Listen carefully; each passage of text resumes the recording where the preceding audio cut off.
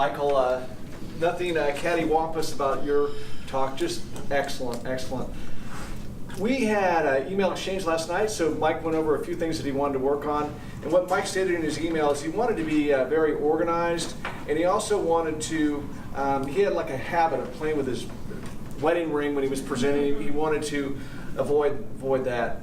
So I guess just to dig into this a little bit as I set my heavy pen up there, I thought you were very organized. You know, you went through the topics, you were very on point.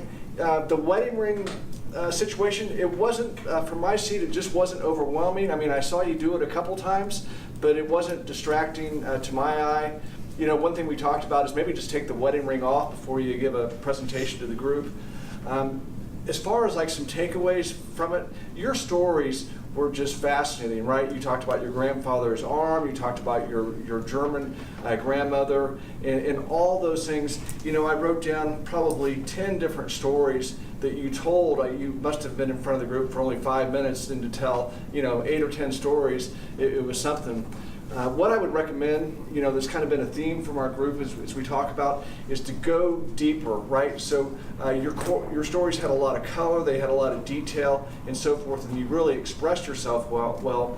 But maybe just pick one, or maybe pick 2 or 3 stories, like your grandfather's arm and how tenacious he was and how he overcame that and how he shared so many maybe of the values that you have.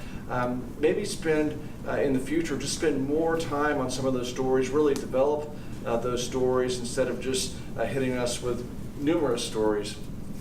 But just excellent, well thought out, and I can really see through the stories of your grandparents how you have become like you are. And I guess as we kind of wrap things up, I think as a group, we all want more Michael. We want to see Michael in front of the group more. You're fascinating, and you tell some really fascinating stories. So thank you very much.